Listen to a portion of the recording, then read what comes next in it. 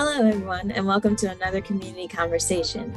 I'm Kenyetta here on behalf of the Good Life Outcomes Program, or the GLOW program. The GLOW is all about awareness, advocacy, and action in the areas of education, health, and social justice. Today, we have for you a conversation with Mr. Henry Gonzalez, who is the Executive Director of Harris County Juvenile Probation. In this conversation, he and I discuss how he got into this career field, as well as his journey recognizing bias within the system, and what he sees for the future of Harris County Juvenile Probation. So, without further ado, let's get into it. So, I have Mr. Henry Gonzalez here with me, and we are ready to start our conversation. My first question, or I guess it's more of a statement, but tell me more about who you are, your story, how you got to where you are right now. Juvenile probation. All right. Yeah, so like I said, I'm Henry Gonzalez. I am the Executive Director for the Harris County Juvenile Probation Department, where I have been here for over 35 years. My interest in the justice field really began when I was a student at Madison High School, and they had the criminal justice program there and needed a class to take. And I heard about this class and just took it, called criminal justice. I really enjoyed it. Then at that point, the program left Madison to go open its own high school. I didn't go because I didn't want to leave my friends there. So when I graduated from high school and it was time to make that decision of what am I going to do now, my family has always owned a sheet metal fabrication company. And so it was either go and work for the family business or find out what you want to do. I had no other option. So I said, well, let me go to college until I figure out what I'm going to do. If I go to college, you got to pick a major. I remember that criminal justice class. So I decided on criminal justice. And then early on, a professor told me about a volunteer program through the school, working with doing stuff with adult probation. So I said, sounds fun. Let's try that. So I did it, and it turned into an internship. And this wasn't towards the end of my college years. It was still early on. I think I may have been, it may have been my second year. So I did this volunteer work with pretrial services, and within a couple of weeks, they asked me to consider moving into a paid internship, which I did. It was a part-time position, and then they offered me a full-time position there. So I was still in school doing that. And then while I was working there, I met there was a coworker who worked part-time at pretrial and full-time for juvenile probation. He was telling me about juvenile probation. And so I decided, that seems interesting. Let me go volunteer there. So I became a mentor for kids in detention. And I really enjoyed that. And I think it was, so I was like 19 years old at that time. Did that for a little while. As soon as I turned 21, he told me about a position that was open in juvenile probation. I applied as a diversion officer, and because I'd already enjoyed what I was doing and volunteering with the kids, and I've been here ever since. And so with the department, even though I've been here as long as I have been, I feel like I've had the opportunity to work in different jobs because of all the different aspects to our department. I came in as a diversion officer at intake, diverting kids out of the detention center, then became a field probation officer, covering Houston's 5th and 2nd wards in Denver Harbor. Was a resource training officer and then a gang officer at that time. My first manager's position was supervising a newly created aftercare unit. And then when I became administrator of that unit, it expanded to where we had specialized programs, including a mental health program, a gang program, sex offender program. So really all of the specialized programs were there. Then moved on to do something totally different when I became an assistant deputy under the education division. So our department has a charter school. Then I became the deputy over education, did that for a few years, then became assistant chief and now chief. So that's kind of me career-wise here in a nutshell. Outside of here, I've been married to my high school sweetheart for lots of years. I think 30 plus years. We have 3 beautiful daughters, 2 out of school already, and 1 who is just completed her freshman year at Mizzou in Missouri. That's me. Thank you so much for sharing. Yeah, how lucky that you were able to find your interest so early on. Yeah, so you said for 35 years, you've been working in the criminal justice system. So over that time, what are some of the things that have changed as far as what you've seen from, professional standpoint, as far as, how we look at criminal justice in general, but also, from the youth that are coming in? What are some of the changes? There's been some big technology changes and how those have affected, so if you could share a little bit about that. Absolutely. I remember the very first day that we got a computer on our desk. We didn't have to share that one computer in the lobby, and then got this thing called email. It was wonderful. Yeah, so it goes way back then. I like to say that I've had the opportunity to see the good, the bad, and the ugly of particularly the juvenile justice system. I've seen the pendulum swing, from both extremes, from the the very rigid kind of punishment-centered system to the other extreme of the very social work system, and then everything in between. I saw when people started warning us that we were going to start seeing the super predator kid, because of the crack epidemic, and the crack babies would eventually turn into these super predators. I've seen our system go from one that I will admit that has harmed kids and families. We were a system at one point that removed a lot of kids from their homes and their communities. And I will say with good intentions of hoping that we were helping them, that we were helping the families, because if the family was struggling with the kid, okay, let us step in and let us, try to do something now. And we did that in high volumes. We were doing this to hundreds of kids a year. On top of that, we were sending kids to the juvenile prison system, the state school system, for lower level offenses. Many times it was, all right, kid, we gave you the opportunity to be on probation already. That didn't work. We put you in one of our facilities. That didn't work. And yeah, I know you're being referred back to us on a misdemeanor offense, but it's kind of like the 3 strikes out. You've had 3 misdemeanors. Now it's time to go to the state school where you're going to be there for a long period of time. We did that with a lot of kids, and that, we know that doesn't work. And I think then we knew that didn't work when we looked at the recidivism of those kids. But it was really the way that the system operated.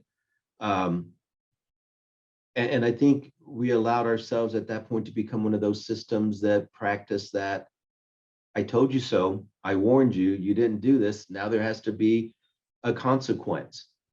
And that was what I wanted to make sure that we changed when I had the opportunity to make some changes. I will say that when I heard advocacy groups refer to us as a system that harmed kids, I did become very defensive. As a Latino, when I heard that, I would heard people say that the juvenile justice system was a system that systematically was racist. I took offense to that because what does that say about me? Again, as a man of color who's done this for so long, that worked with kids of color, does that mean that you're calling me a racist? Um, and I had to really step back and say, no, they're not saying that about you, the individual. They're saying that about the system that has done these things to kids and families and communities. Because when you separate the kid from the family and from the community, you're not, you are causing some harm there. When you're trying to deal with what we know now is a lot of traumatic events that these kids have dealt with in their lives, and we say we're going to try to fix that trauma by putting you in a residential setting with other kids that are in the juvenile justice system, and we're separating you from your family, and you're going to now sleep with another large group of kids, and we're going to search you, and we're going to do this. You're adding trauma, and you don't fix trauma by traumatizing kids. So again, I had to step back and realize, yes, our system has done that. That's not what it was intended to do. It was intended to create a separate system from the adult system for kids that got into trouble. And we need to make sure that it's a system that helps kids. I really like to believe that as a probation officer, that I helped kids. That was my goal as a PO. And I like to think that I did that and that I did that effectively, but I know not everyone was doing that. And so when I came into this position, I wanted to create a department that was full of probation officers that were doing that they were helping kids. And so I think you fast forward now and you look at, I came into this position in the latter part of 2018. And before that, 2017, we have a 210-bed juvenile detention center with a maximum capacity of 250 kids. We were averaging 240 kids in detention every day. Today, I think our count is 111 kids in our detention center. So we've significantly reduced the number of kids in detention. When you look at the kids who were in detention back then, you saw kids with misdemeanor offenses. You saw kids with trespassing, with criminal mischief. You saw the assault on a family member. Today, when you look at those 111 kids, no less than 97 of them are in here for aggravated charges and above. So you have aggravated robbery, aggravated assault, murder, capital murder. So, and these are kids that's not their first offense. You come in with a first offense of aggravated robbery, chances are you're not going to be detained. So it's a very different population in our detention center. We operated 3 post-adjudicated facilities for kids that were being removed from the home and sent to a residential facility for treatment. I closed one down, so now we only have 2. Each of them had a capacity of maybe 126 kids each. So by closing that one, we got rid of 126 beds, and then we reduced the capacity at the other 2 to be just 96. And even today at those 2 facilities, today I have 30-something kids at one and 40 in the other. So, and they used to be full. So not only are we detaining less kids, we're sending less kids to our residential facilities.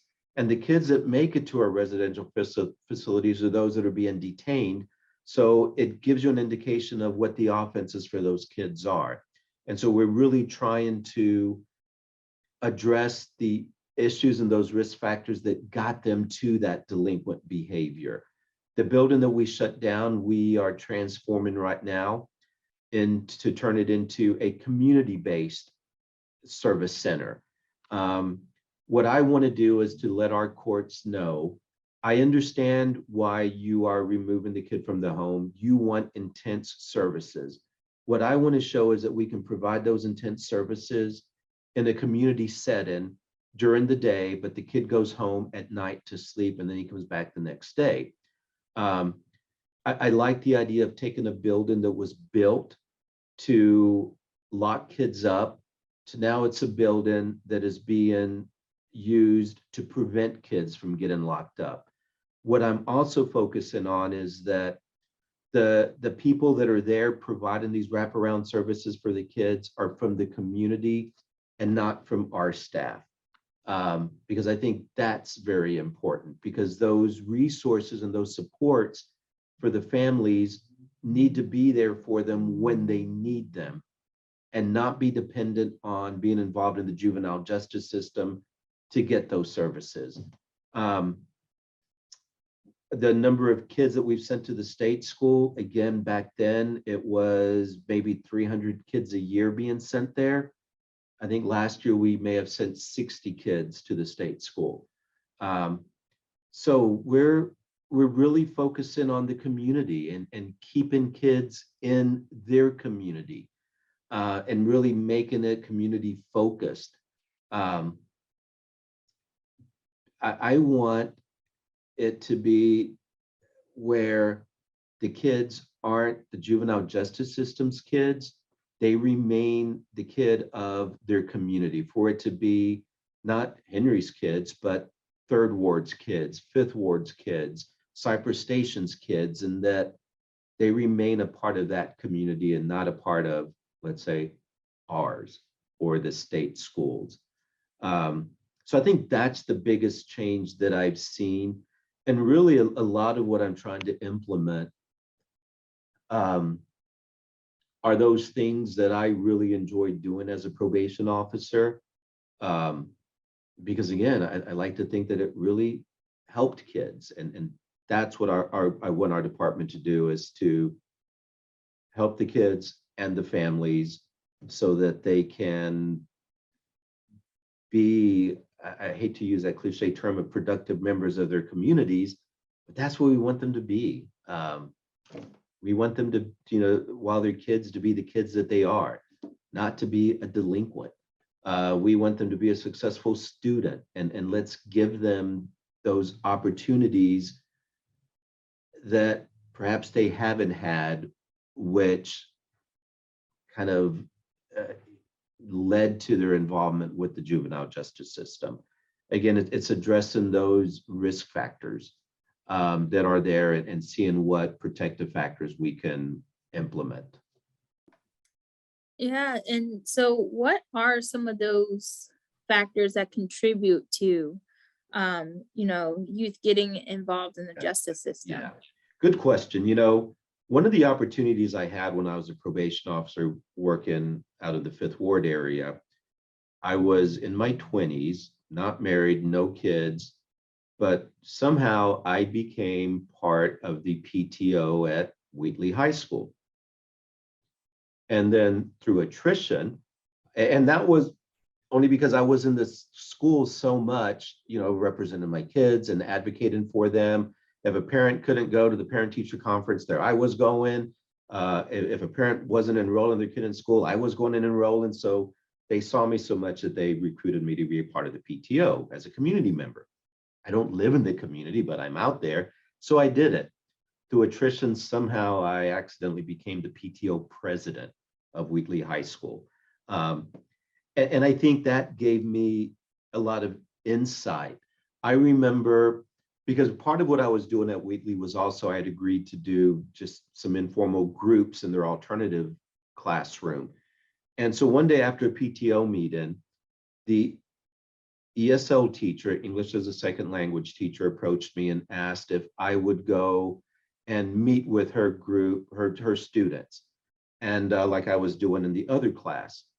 And I asked, sure, what is it that you would like for me to cover while I'm in there? And her response was, it doesn't matter. I just want someone in there who speaks the same language that my kids do. Um, and I said, oh, you mean someone other than you? And she says, no, I don't speak Spanish. And that's when I learned that to be an English as a second language teacher, you don't have to speak another language, because the focus is teaching kids how to speak English, or making sure that they learn to speak English. So I was really surprised, and that got to me, I think, in realizing that our school system allows for something like that to happen. How are you really going to educate these kids if the person that spends the most time with them during the day doesn't even speak their same language? How are they communicating? And so then, as part of my duties as the PTO president, was to manage our account. And we had maybe a couple of $100 in our account. Fast forward to finally becoming a parent, and I did not live in, way out in the suburbs. I still lived in an inner city, out in the Heights area. But when my kids got to school, and they had an elementary school, a very engaged parent population, a very, very engaged PTO. At Wheatley, I'll be honest, the people that were attending, they were alumni. It wasn't really parents. Now that I think about it, on the PTO board, not a single person was a parent. They were all community people. So again, fast forward to my kids' school, their PTO bank account was like $250,000, because they had a carnival once a year. They would have an auction. So it was a very involved parent population.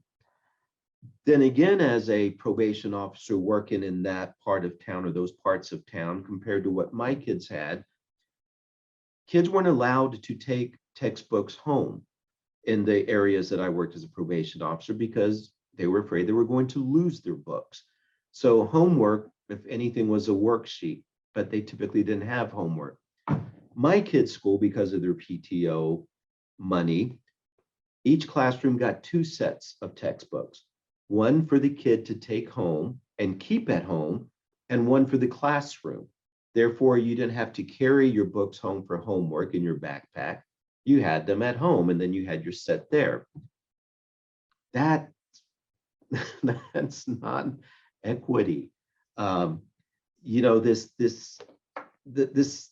These neighborhoods that had a large group of kids involved in the juvenile justice system, their schools really lacked. I saw the inequities there, and that's a risk factor. When you don't have the same opportunities that other neighborhoods have,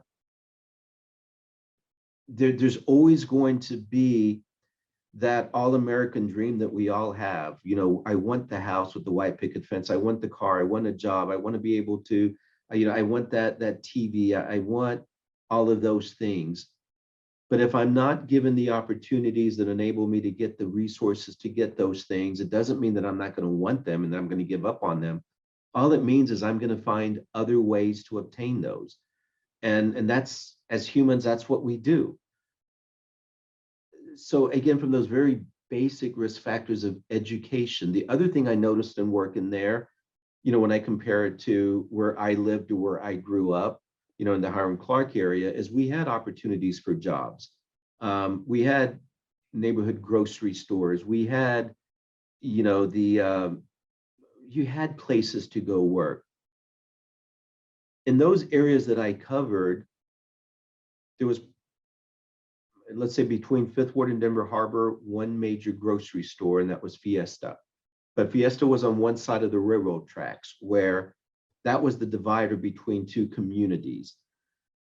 And so if you lived on this side where the store wasn't, you really didn't cross over unless you were going to the store. Corner stores really didn't exist. Fast food restaurants really didn't exist. So there was that lack of opportunity for a job. And then unfortunately, what you would find is a lot of kids never ventured out of their immediate community. So they weren't going across town for a job. It just didn't exist. So I think, when you look at just those very basic protective factors that exist in other communities, the lack of becomes that risk factor, because what opportunities does that kid have? And then on top of that, you add, and there was a heavy gang involvement back then in these areas, the fact that when you became a part of a gang, you did lock yourself into geographic territories and you didn't leave for various reasons.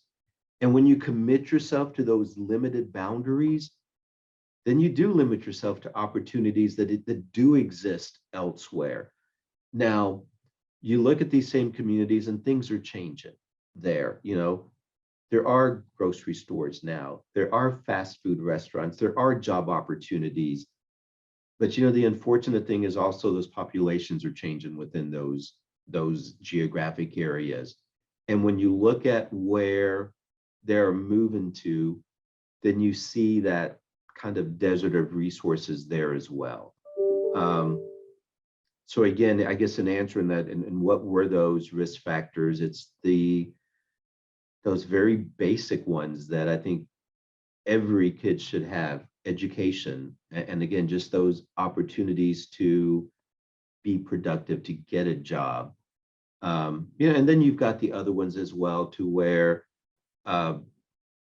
you may have that single parent, which that alone can be a risk factor, but not necessarily. But when you have that one parent who's working two jobs to make ends meet, then there is that lack of supervision. And not because the parent doesn't care, but it's because that's what they've got to do. And then when you've got, these neighborhoods that become, or that have people that have become disenfranchised because a lot of the men from that neighborhood were imprisoned, and then when they're released, because of the record, they can't get a job, they have housing issues. That becomes a risk factor within itself. So I think those are probably the ones that stood out the most and that really kind of hit me in the face in work in those areas, and then becoming a parent of someone who lived in a different area that we had those resources in our schools for our kids. Yeah, and in our society, a lot of times those educational and economic inequities are tied to race. They're tied to race and Absolutely. ethnicity. Yes. So I know in the 2019 report from the Harris County juvenile system, in your blurb that you had in the beginning, you talked about how people went to training to reduce the racial and ethnic inequalities. And there were some incredible results even just from that. You want to talk a little bit about that and how that's Sure. going, and the trainings and things that you're doing on your side to kind of address some of those inequities?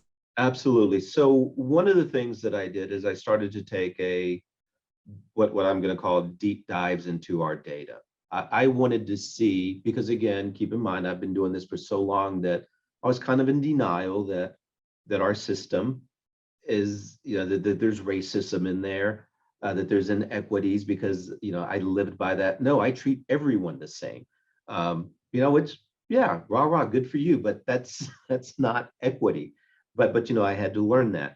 So as I started to look at some of our specialized programs to where kids got the greatest services, I noticed that although, let's say, when you look at the race of kids involved in our system, number one or number two was always going to be Black or Hispanic. It kind of depended on the years, but they were always right there with each other, and then white, and then other. But then when you look at the population of Harris County, it doesn't look a lot like that. I will say the Latino population, which is the majority now in Harris County, it was okay. We weren't It's where it should be. But when you look at the population of Harris County, it's Hispanic, white, Black, and other, then that's what you would expect our demographics to look like. But no, today it's Black, Hispanic, white, other. Black should be third on there, but it isn't. 97% of the kids in our system are kids of color. So when I looked at our programs, and a couple of them stood out to me, particularly our diversion programs, and when I broke the percentages down, what I found is your chances of getting into one of these specialized programs are much greater if you are white than if you are a kid of color. And I know that wasn't intentional. We did not intend to do that. So when I looked at criteria for this, I noticed what we were doing wrong. For diversion programs, let's say, to where, automatically because of the offense, it's going to be determined that you can be diverted. So when you look at the list of offenses, and it wasn't us that created this, and I'm not placing blame on the district attorney's office, but they give us the list that they will say, okay, these kids you can divert who come in with these offenses. And it makes sense, it's the lower level offenses, right? But I think what you also need to do, and we didn't do, was look at who is referred more often for these offenses. And it was white kids or other kids. So naturally, proportionately, it was more of those kids ended up in these programs. When I looked at some of our specialty programs for kids who did stay in the system but got these great services, again, I noticed, wow, the number of white kids in there is really disproportionate to the population that we serve. And that if I know that the vast majority of kids that come into our system are Black males, then why is it that in one case, I didn't have a single Black male in there? So I looked at the criteria for that. And and as I started to look at that and think just culturally, our criteria kind of omitted certain kids. And one, if the kid had an offense that included a weapon, you're excluded.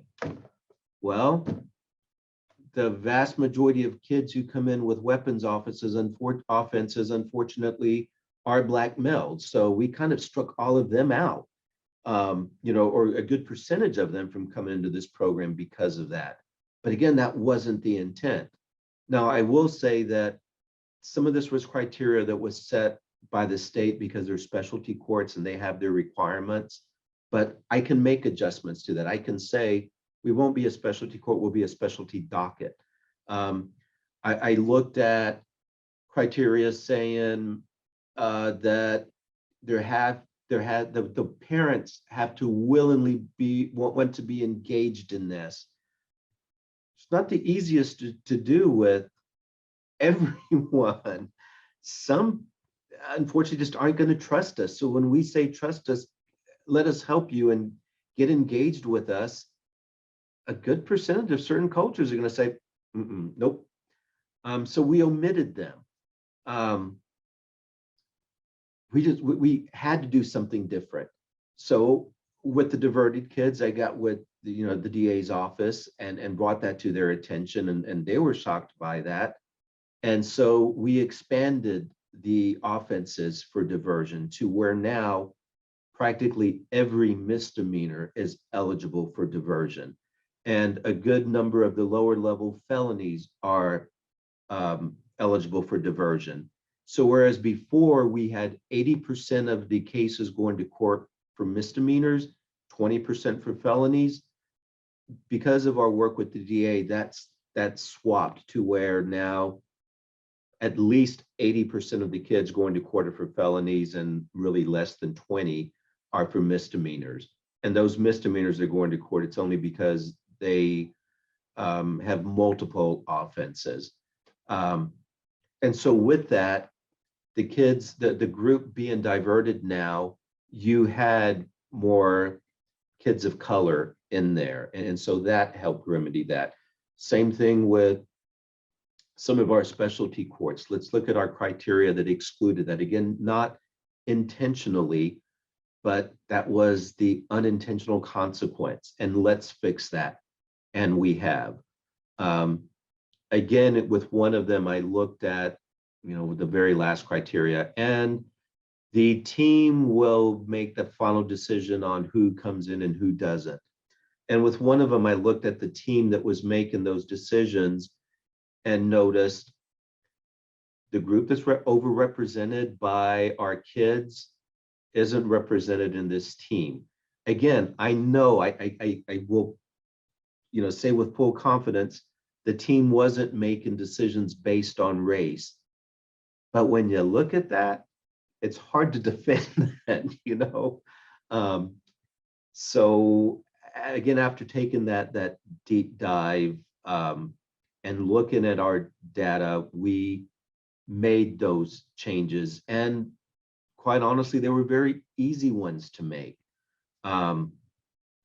But again, it really meant looking at your data and looking at your practices, which is what we started doing then with the criteria. Let's look at the practices that we do have control over. I will always be the first to say, as a probation department, and even as the department that runs the detention center, I have no control over the kids that are brought to us. That starts way before we get involved. But I've got to find those decision points in which I can impact the racial and ethnic disparity. And that I can say, yes, I am responsible for that. Now let's make some changes. And so we've done that. So yes, you see less kids in our system, which means you see less kids of color in our system. But the unfortunate part is as our numbers go down and the disproportionate number of kids of color doesn't change, it kind of increases your disproportionality, because just like I have less Black kids, less brown kids, I also have less white kids in our system. So that, again, the disproportionality doesn't get better, but I can say we do have less kids of color going deeper in our system. And one of the things that we did, not just with the department, but as stakeholders of juvenile justice, we participated in the racial and ethnic disparity certification program at Georgetown University. And so the delegation was juvenile probation, the DA's office, public defender's office, a representative from one of the commissioner's offices, a juvenile judge. So you had all of those people attend this training to become certified in that area. And I will say that gave us the opportunity to really all agree to take a step back and take that deep dive and look at our practices. And we just got back a couple of weeks ago from another one of their certification program in transforming juvenile probation. It's all about being willing to change and recognizing those areas that you do have the ability to change, and just stepping in there and doing it. And it certainly takes someone who cares to try to, comb through the data and look and see where it is. And so that is, I have the utmost respect for you and your team for doing that, because, some people, they come in, they do their job and go home, but to be able to go through and to care enough to want to solve some of the problems is absolutely, and we can't do that alone. And so when I say I took a deep dive, keep in mind that's a probation officer taking a deep dive. And so my deep dive is very different than a researcher's deep dive.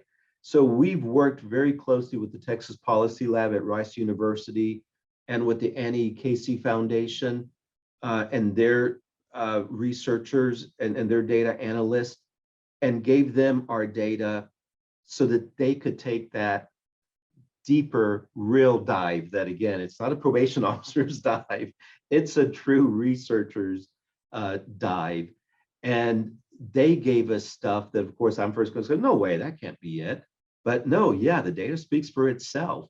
And so we really also owe a lot to those partners who are helping us really analyze our data. And yeah, we really depend on those professionals to do that. And you know, and again, I've got to make sure that I'm open to that, and that I'm not going to get defensive, or that any of our team is going to be, that when they give us the results, yeah, we're going to cringe at it, but you know, they do a wonderful job in explaining it to us to where we can say, you know what, you're right, I see that. Now, what can we do about it? So it's been very enlightening, I will say. Yeah. So I guess my next question would be, so what do you see going forward? And, how do you see yourself addressing some of the trends that are happening in Harris County, as well as, addressing some of the things that you've discovered within, the system that you are able to change? So what do you see going forward, the changes that might be made? I really, and I always tell people this, is I want to be able to step away as much as possible as being the direct provider of services for kids in the community. I know I will always, as long as we have kids going into our residential facilities, I'm going to have to make sure that we are doing the best that we can there, and it's effective. But let's focus on those kids that are in the community, that are on probation, supervision, or that are being diverted. I don't want to say, okay, mom, here's a list of things that you're going to have to do, that we're going to make you do, and these are the programs that you're going to attend, and you're going to attend it at this office.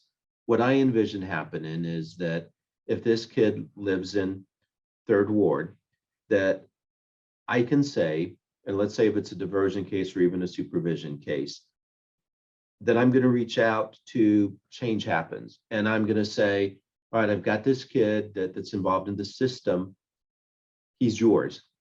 Yeah, we have to do a risk assessment, and here's that risk assessment that has identified their criminogenic needs, what those risk factors are, and the protective factors. But, and I don't mean this in a bad way, I mean this in the best way possible. Change Happens, he's your kid. This kid belongs to Third Ward, not a juvenile probation kid. So you determine what the kid needs. And you may come back and say, family doesn't need anything, that they're good, but we did let them know the supports that we have if they need us. And that's fine, because before, what really would get to me is a kid would get on probation, would give them these list of rules that they need to do, these services that they have to do. Even though they didn't need that, let's say they didn't need drug intervention classes, because the kid has never used a drug a day in their life, but because probation decided you need to do that because it's be good for you, you're going to have to go. But if you don't go to this service that you don't really need, I'm going to file a violation of probation on you because you didn't do what you really didn't need. And that made no sense whatsoever. Or you're not going to school and you've reached that magic number of 7 unexcused absences. So now I'm going to file a violation of probation, but forget the fact that you don't know how to read and you're in the 9th grade and you're too embarrassed to let people know that. And that's why you're not going to school. Yeah, I hate to hear that, but sorry, you reached that magic number. No, so I want to get to the point of saying Change Happens. Here are his risk factors. Here's his protective factors. Do what you all do, and do it in the community. And let's have it be done by people in that community. And again, if you say he doesn't need anything, great, good. Maybe just the experience of going through the system and dealing with your parents after the fact was all you needed. For me, that was all I needed. But if you do need that extra support, let's let it be offered in the community by the community. My dream really is one day to get to the point to where when I have a kid let's say I'm just going to use the example of Third Ward again, who's in detention, even for an aggravated robbery. When he goes to his detention hearing, at which point that judge is going to determine whether that child remains in the detention center pending court, or if they can go home pending court, that if the parent is there, the mother is there seeking her child's release, that it's not the mother standing in front of the judge alone, that behind the mother is a credible messenger, a mentor with lived experiences from that community, who is totally familiar with the risk factors that exist in that community, that there's going to be a family navigator or a family coach behind the mother's other shoulder, and that behind that Change Happens is going to be there to say, we're going to help provide this, and that collectively they are all saying, we are seeking little Johnny's release. We want him to come back home to the community, and that the parent coach is going to say, I'm going to help mom navigate through the mental health system to make sure that Johnny gets those services that he needs. And that the credible messenger is going to say, and I'm going to be his mentor to be there just to help him. And that Change Happens is going to have that education advocate that's going to say, and I'm going to help mom go and navigate through the school and make sure that he gets those assessments that he needs, because he is 16 years old in the 9th grade and can't read, but is not in special ed. We're going to do what we need to do. And so again, it's not the parent standing there alone. It's the community seeking their child's release. And then when that kid goes to court for the final disposition, that team is behind the mother again saying, let me tell you all the great things that have happened with this kid in the community. That's what I want to get to the point of, so that we are dealing solely with that more serious offender, that kid that needs our level of intervention. And then I can focus on that to make sure that we're doing the most effective thing that we can with that kid, either in the community or in one of our facilities, wherever it needs to be done. That's where I see ourselves going. And I think that we're heading in that direction. I think the reinvestment fund is going to enable communities to do that. I think with Change Happens incubating these smaller, what I'm going to call mom and pop grassroots organizations in those impacted communities, we're going to be able to do that. That's my dream. That's my vision. And I think that's a great vision. And so for my last question, I just want to open it up for you to talk about whatever it is that you want to share about, whether it's, just for whatever you want people who are watching to know, whether it's, addressing some misconceptions or, any of those kinds of things that you would like to share. Yeah, I think that's exactly it. And I say that during a time that I'm going to say we are kind of in a crisis as a department, and we are experiencing what a lot of other organizations are experiencing, and that really is a staffing crisis. I need staff. I would love to, change people's perception of the juvenile justice system. I will say that we are a department full of people who care about kids and really want to make a difference in kids' lives, and particularly the population that we deal with.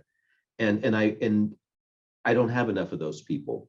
I want more of those people, but I want these people to be from those impacted communities. I want people who can relate to our kids. I want people who have those lived experiences. I want people who want to work with those kids and those families.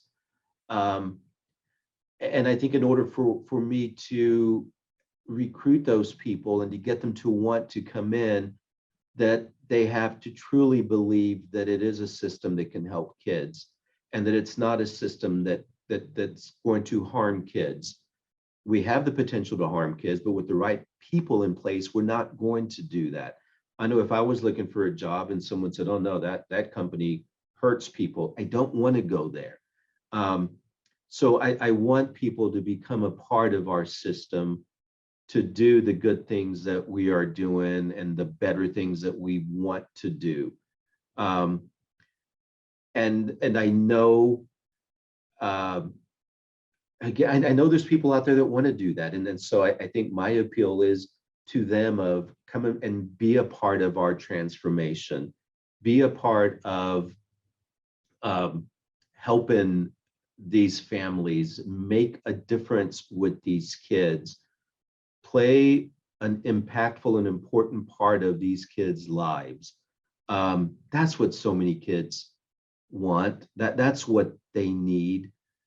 And again, I think if I can pull more people in from the communities that these kids are getting from or coming from, then I can truly make a huge impact, or that we can make a huge impact, not just on the kid, but on the community overall.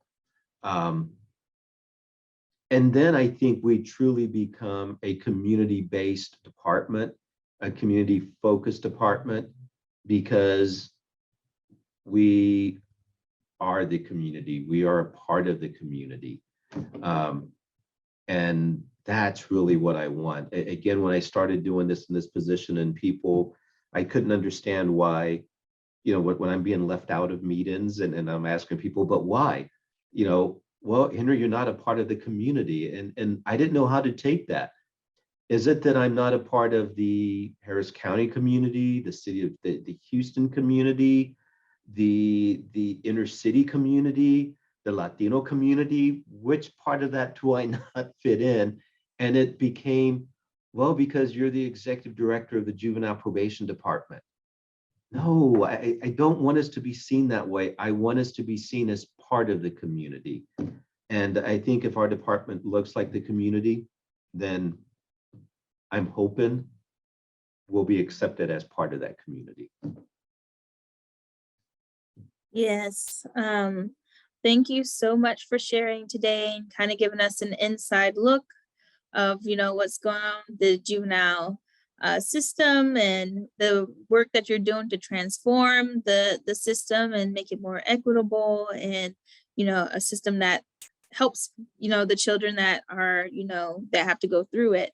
So thank you so much for sharing your time today. You're welcome. Thank you for the opportunity. Yeah.